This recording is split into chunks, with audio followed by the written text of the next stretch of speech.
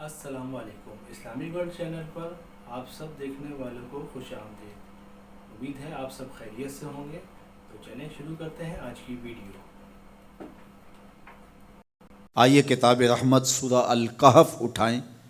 اللہ تعالیٰ نے ایک واقعہ بیان کیا ہے حضرت موسیٰ اور حضرت خضر علیہ السلام کا، کہ حضرت موسیٰ علیہ السلام عزم مصمم کر کے جب چلے تو اللہ فرماتا ہے کہ ہم نے حضرت موسیٰ علیہ السلام کو جس بندے کی نشانی بتائی تھی وہ بندہ ان کو وہاں مل گیا۔ سفید چادر اوڑے حضرت خضر علیہ السلام وہاں لیٹے ہوئے تھے، تو یہ جا کے ان کے پاس کھڑے ہو گئے کہ حضرت میں آپ کی خدمت میں اس لیے آیا ہوں کہ اللہ نے آپ کو جو خصوصی علم عطا کیے ہیں میں ان کو سیکھنے کی غرض سے آپ کی چوکھٹ پہ آیا ہوں۔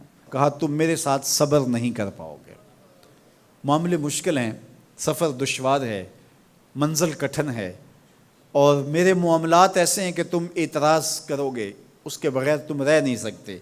حضرت موسیٰ علیہ السلام نے کہا اگر اللہ نے چاہا تو آپ دیکھیں گے میں صبر کروں گا، اور آپ کے کسی حکم کی کسی کام کی میں نافرمانی نہیں کروں گا، کسی کام کا انکار نہیں کروں گا۔ کہا کہ اچھا شرط یہ ہے کہ جو میں کروں اس پر تم اعتراض نہیں کرو گے، سوال نہیں کرو گے، یہاں تک کہ میں خود ہی نہ بتاؤں۔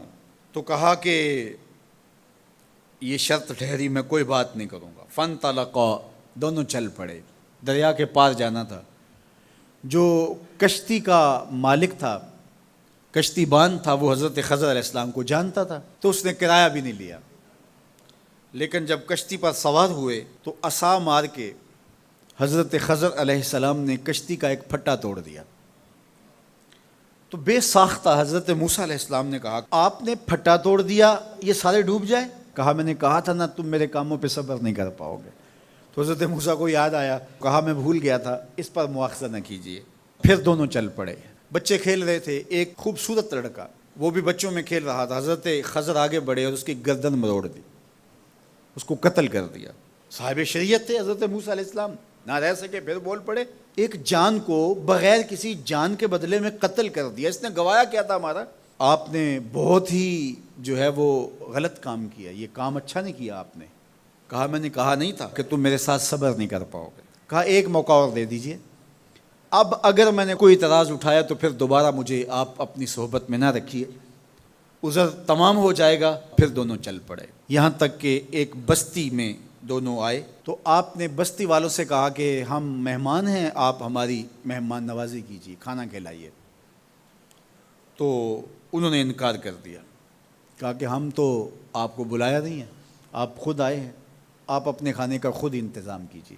گزر رہے تھے گلی سے تو ایک دیوار گرنا چاہ رہی تھی، تو جلدی سے اس دیوار کو مرمت کر دیا۔ کہا حضرت ہم اگر چاہتے تو اس پہ اجر لے سکتے تھے، انہوں نے ہمیں کھانا تک نہیں دیا اور ہم ان کی دیواریں سیدھی کر رہے ہیں۔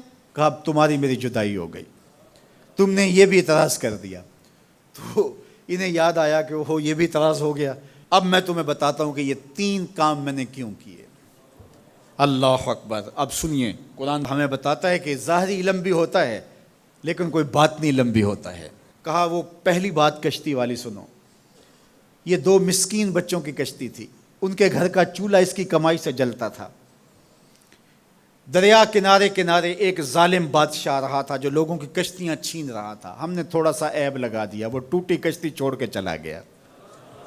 اب وہ تھوڑے سے پیسے لگا کے کشتی مرمت کرا لیں گے، گھر کا چولہا جلتا رہے گا، بتاؤ اچھا کیا یا برا کیا؟ کہا رہی بات اس بچے کی جس کو ہم نے قتل کیا، اس کے ماں باپ مومن تھے، نیک تھے، صالح تھے، بچے نے بڑا ہو کے بہت برا ہونا تھا، ہم نے اس کو قتل کر دیا، اللہ اس کے بدلے ان کو بہتر اولاد دے گا۔ علماء تفسیر نے لکھا ہے اس بچے کے بدلے میں اللہ نے ان والدین کو ایک بیٹی عطا کی جس کی نسل سے 70 نبی پیدا ہوئے۔ دیوار کی کہانی بھی سن لیجئے، یہ شہر کے 2 یتیم بچوں کی دیوار تھی اور اس کے نیچے ان کا خزانہ تھا، اور ان کا باپ بڑا نیک تھا۔ خزانہ دیوار کے نیچے ہے، دیوار گرنا چاہ رہی ہے، کسی معمولی دھکے سے گر جاتی۔ 2 ہی صورتیں تھیں، یا وہ بچے خود اپنا خزانہ اٹھا لیتے یا لوگ اٹھا کے لے جاتے۔ لوگ اٹھا کے لے جاتے پھر بھی ہاتھ میں کچھ نہ آیا، اور اگر وہ خود اٹھا لیتے تو بچے ہیں، بچپنے کی وجہ سے وہ اس کو اڑا دیتے۔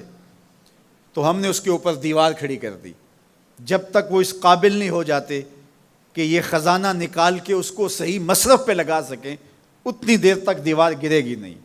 اللہ اکبر، وہ کسی وجہ سے دیوار قائم رہے گی، اور جب وہ اس عمر کو پہنچ جائیں گے جس عمر میں وہ اس خزانے کو سنبھال سکیں گے، تو پھر دیوار خود بخود گر جائے گی اور یہ خزانہ نکال کر کے اپنے کام پہ لے آئیں گے۔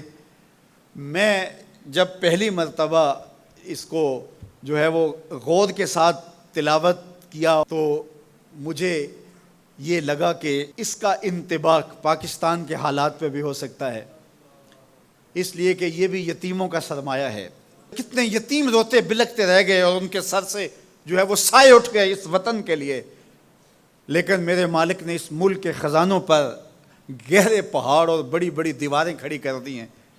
جب تک یہ قوم بلوغت تک نہیں پہنچے گی اتنی دیر تک وہ خزانے ظاہر نہیں ہوں گے، اور جب یہ قوم اپنی بلوغت تک پہنچے گی، شعوری بلوغت، فکری بلوغت، علمی بلوغت، اور رب سے جو وعدہ کیا تھا پاکستان کا مطلب کیا، لا الہ الا اللہ، جب اس بلوغت تک یہ پہنچ جائے گی، اس وعدے کی تکمیل ہوگی، پھر رب دیوار ہٹا دے گا اور پاکستان کو اللہ اتنے خزانے دے گا اور پاکستان ایسا مالا مال ہوگا دنیا دیکھنے آئے گی انشاءاللہ۔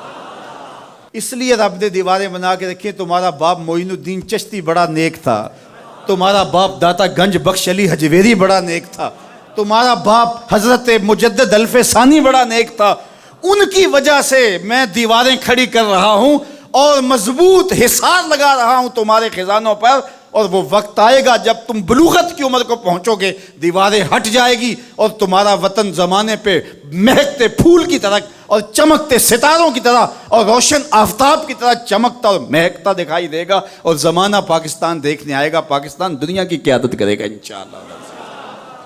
تو کہا یہ تعویل ہے ان باتوں کی جو باتیں میرے رب نے مجھے بتائی، اور یہ میں نے اپنی مرضی سے نہیں کہیں، اور جو میں نے کیا اپنی مرضی سے نہیں کیا۔